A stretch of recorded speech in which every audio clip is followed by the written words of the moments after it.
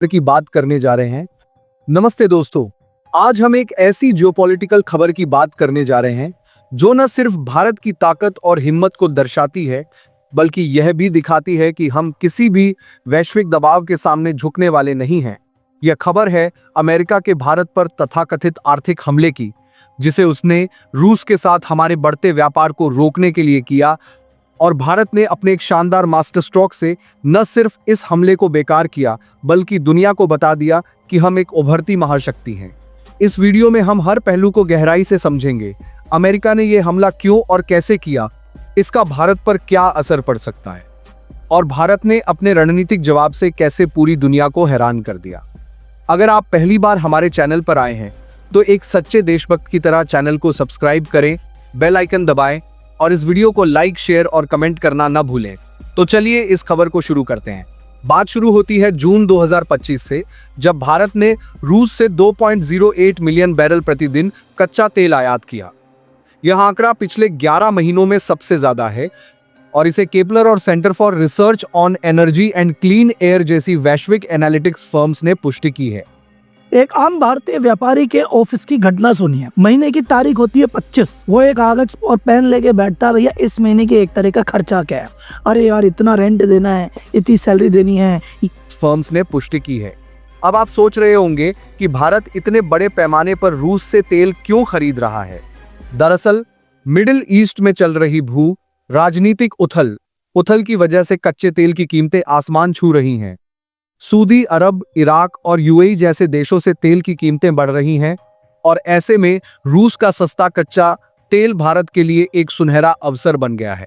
भारत अपनी 85% से ज्यादा तेल जरूरतों के लिए आयात पर निर्भर है। इस समय रूस भारत का सबसे बड़ा तेल सप्लायर है, जो 38% तेल प्रदान करता है। इसके बाद इराक 20.5%, सऊदी अरब 12.1% और यूएई 10.2% की हिस्सेदारी रखते हैं। जून 2025 में भारत के रूसी तेल आयात में 8% की बढ़ोतरी हुई, जो जुलाई 2024 के उच्चतम स्तर से भी ऊपर है। यह डेटा केपलर के वेसल ट्रैकिंग और ग्लोबल कमोडिटी मार्केट एनालिटिक्स से मिला है। भारत की रिफाइनरियां जैसे रिलायंस इंडस्ट्रीज और नायरा एनर्जी इस सस्ते तेल को बड़े पैमाने पर खरीद रही हैं और इसे रिफाइन करके न सिर्फ भारत की घरेलू जरूरतें पूरी कर रही हैं, बल्कि यूरोप और अन्य देशों को भी निर्यात कर रही हैं। यह भारत के लिए एक डबल जीत है, सस्ता तेल और वैश्विक मार्केट में बढ़ता दबदबा। लेकिन यह बात अमेरिका और उसके G7 सहयोगियों को बिल्कुल पसंद नहीं आई। अमेरिका ने भारत के इन तेल टैंकरों को निशाना बनाया और धमकी दी कि अगर भारत ने रूस के साथ व्यापार जारी रखा तो उस पर 500% तक के टैरिफ लगाए जा सकते हैं। हाल ही में अमेरिकी सीनेटर लिंडसे ग्राहम ने एक बिल पेश किया जिसमें रूस के साथ व्यापार करने वाले देशों, खासकर भारत और चीन पर सख्त प्रतिबंध लगाने की बात कही गई। यह एक तरह का आर्थिक हमला था जिसका मकसद था भारत को रूस से दूर करना और वैश्विक तेल मार्केट में अपनी पकड़ बनाए रखना। इस हमले के पीछे एक बड़ा कारण रूस यूक्रेन युद्ध भी है। अमेरिका चाहता है कि रूस की अर्थव्यवस्था को कमजोर किया जाए ताकि रूस के राष्ट्रपति व्लादिमीर पुतिन युद्ध विराम के लिए बातचीत की मेज पर आए। इसके लिए अमेरिका भारत और चीन जैसे देशों पर दबाव बना रहा है जो रूस से सस्ता तेल खरीद रहे हैं। जुलाई 2024 में अमेरिकी राजदूत एरिक गार्सिटी ने भी भारत को चेतावनी दी थी कि रूस के साथ व्यापार के परिणाम हो सकते हैं। उन्होंने यह भी कहा कि भारत का रूसी तेल आयात, खासकर पुतिन की तथाकथित शैडो फ्लीट के जरिए यूक्रेन में रूस के हमलों को अप्रत्यक्ष रूप से समर्थन दे रहा है।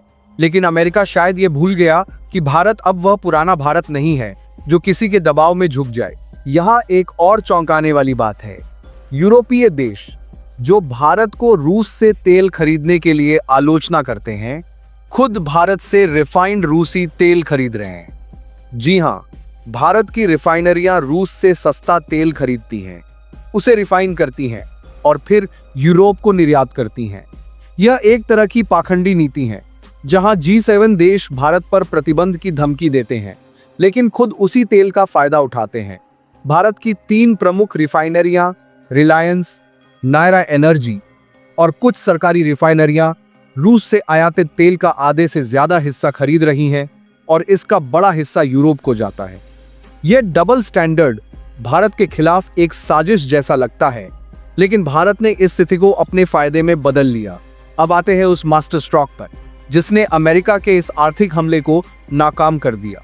भारत ने इस दबाव के जवाब में 3 बड़े रणनीतिक कदम उठाए। पहला, भारत ने रूस के साथ अपने व्यापार और रक्षा संबंधों को और मजबूत किया।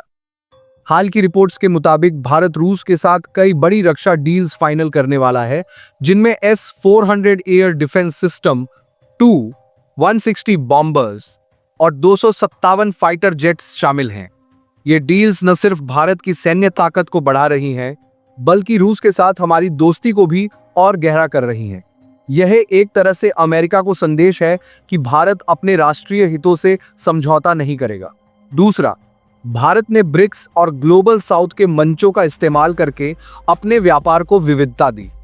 ब्राजील के साथ तेल व्यापार में 80% की बढ़ोतरी हुई है और दक्षिण अफ्रीका, इंडोनेशिया जैसे देशों के साथ नए आर्थिक समझौते हो रहे हैं। यह भारत की रणनीतिक दृष्टि को दर्शाता है, जो वैश्विक आपूर्ति श्रृंखलाओं में अपनी स्थिति को मजबूत कर रहा है। तीसरा और सबसे बड़ा मास्टर स्ट्रोक, भारत ने कूटनीतिक मंचों पर अमेरिका और यूरोप की दोहरी नीतियों को बेनकाब किया।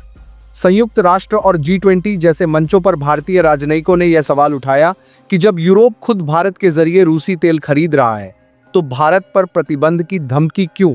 विदेश मंत्री एस जयशंकर ने हाल ही में एक बयान में कहा कि भारत अपनी ऊर्जा सुरक्षा और राष्ट्रीय हितों को प्राथमिकता देगा, चाहे कोई कितना भी दबाव बनाए। यह एक ऐसा कूटनीतिक चेकमेट था जिसने अमेरिका के नैरेटिव को कमजोर कर दिया। अब सवाल यह है कि अगर अमेरिका 500% टैरिफ लागू करता है, तो इसका भारत पर क्या असर होगा? दोस्तों, भारत की अर्थव्यवस्था अब इतनी लचीली और मजबूत हो चुकी है कि ऐसे प्रतिबंध हमें रोक नहीं सकते। 2025 में भारत का अमेरिका के साथ निर्यात 17.25 बिलियन डॉलर तक पहुंच गया है, जबकि आयात 8.87 बिलियन डॉलर है।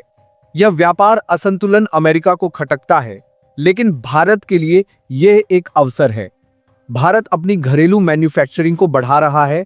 मेक इन इंडिया और आत्मनिर्भर भारत जैसे अभियानों के जरिए सौर और पवन ऊर्जा जैसे नवीकरणीय ऊर्जा प्रोजेक्ट्स में भारी निवेश हो रहा है, जो भारत को तेल आयात पर निर्भरता कम करने में मदद करेगा। इसके अलावा भारत के पास आसियान, अफ्रीका और लैटिन अमेरिका जैसे वैकल्पिक बाजार हैं, जो टैरिफ के असर को कम करेंगे। हाल ही में फरवरी 2025 में प्रधानमंत्री नरेंद्र मोदी की अमेरिका यात्रा के दौरान दोनों देशों ने 2030 तक 500 बिलियन डॉलर के द्विपक्षीय व्यापार का लक्ष्य रखा है। यह दिखाता है कि भारत और अमेरिका के बीच व्यापारिक रिश्ते मजबूत हैं और भारत किसी भी आर्थिक दबाव को झेलने में सक्षम है। एक और दिलचस्प बात यह है कि भारत ने अपनी ऊर्जा रणनीति को और मजबूत किया है। फरवरी 2025 में भारत अमेरिका संयुक्त बयान में दोनों देशों ने ऊर्जा सुरक्षा पर सहयोग बढ़ाने की बात कही। अमेरिका ने भारत को अंतर्राष्ट्रीय ऊर्जा एजेंसी में पूर्ण सदस्य के रूप में शामिल होने का समर्थन किया और दोनों देश रणनीतिक पेट्रोलियम भंडार को बढ़ाने पर काम कर रहे हैं। लेकिन इसका मतलब यह नहीं कि भारत रूस से तेल आयात बंद कर देगा। भारत ने यह स्पष्ट कर दिया है कि वह अपनी ऊर्जा जरूरतों को पूरा करने के लिए सभी विकल्प खुले रखेगा, चाहे वह रूस हो, ब्राजील हो या मिडिल ईस्ट। यह भारत की बहुआयामी विदेश नीति का हिस्सा है, जो किसी एक देश पर निर्भरता को खारिज करती है।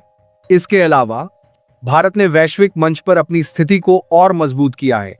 Bharat middle east, Europe corridor और I2U2 समूह जैसे प्रोजेक्ट्स में भारत की भूमिका बढ़ रही है। हिंद महासागर क्षेत्र में भारत एक शुद्ध सुरक्षा प्रदाता के रूप में उभर रहा है और अमेरिका ने भी इसकी सराहना की है। लेकिन भारत ने यह भी स्पष्ट कर दिया कि वह अपनी संप्रभुता और राष्ट्रीय हितों को प्राथमिकता देगा।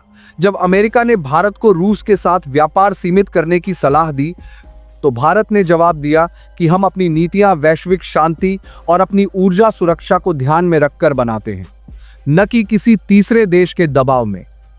यह भारत की नई विदेश नीति का प्रतीक है, जो न सिर्फ आत्मनिर्भर है, बल्कि वैश्विक मंच पर एक नया आर्थिक मॉडल पेश कर रही है।